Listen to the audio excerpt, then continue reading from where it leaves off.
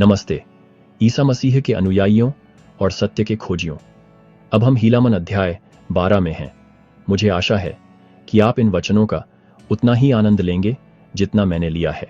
अगर आपको हमारे वीडियो हेल्पफुल लगते हैं तो प्लीज उन्हें थम्स अप दें। पहली आयत में हम उन आशीर्वादों के बारे में सीखते हैं जो प्रभु उन लोगों पर देते हैं जो उन पर भरोसा करते हैं। और इस प्रकार हम देख सकते हैं कि मनुष्यों के बच्चों के दिल कितने झूठे और अस्थिर होते हैं। हाँ, हम देख सकते हैं कि प्रभु अपनी महान असीम कृपा से उन लोगों को आशीर्वाद देते हैं और उन्हें समृद्ध करते हैं जो उन पर अपना भरोसा रखते हैं।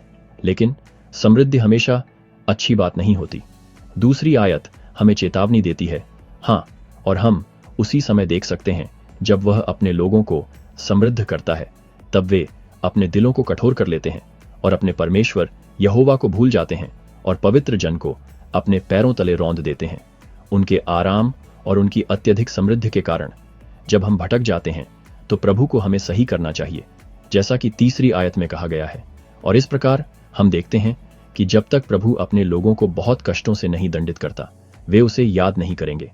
मनुष्य मूर्ख हो सकते हैं, जैसा कि हम चौथी आयत में देखते हैं। ओह, कितने मूर्ख और कितने व्यर्थ और कितने दुष्ट और शैतानी, कितनी जल्दी अधर्म करते हैं और कितनी धीमी गति से भलाई करते हैं मनुष्य के बच्चे। बहुत से लोग परमेश्वर के मार्गदर्शन को अस्वीकार करते हैं, जैसा कि छठी आयत में कहा गया है। देखो, वे नहीं चाहते कि उनका परमेश्वर यहोवा उन पर शासन करे और राज करे। वे उसकी सलाह को तुच्छ समझते हैं। सातवीं आयत हमें नम्र करती है, हमें याद दिलाती है कि मनुष्य धूल से भी कम है। ओह, मनुष्य के बच्चों का नकारापन कितना महान है। हाँ, वे पृथ्वी की धूल से भी कम हैं। फिर भी परमेश्वर पृथ्वी की धूल को आज्ञा देता है, जैसा कि आयत 8 और 9 में बताया गया है। क्योंकि देखो, पृथ्वी की धूल हिलती है हमारे महान और अनंत परमेश्वर की आज्ञा से।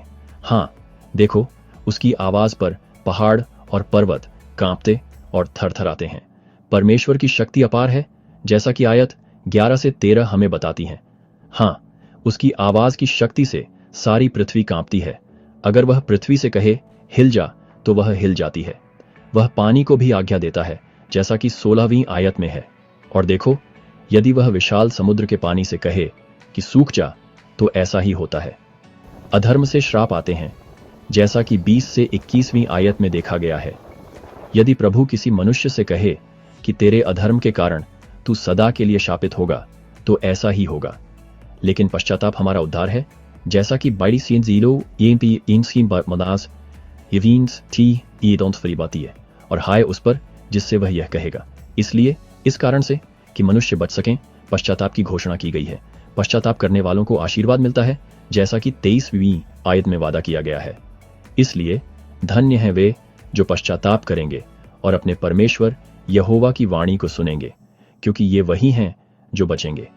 अंत में 26वीं आयत इसका सारांश देती है। जिन्होंने अच्छा किया है उन्हें अनंत जीवन मिलेगा, और जिन्होंने बुरा किया है उन्हें अनंत दंड मिलेगा।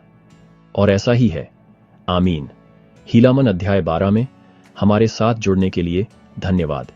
याद रखें, प्रभु पर भरोसा रखें, पश्चाताप करें और धन्य बने। अगली बार मिलते हैं।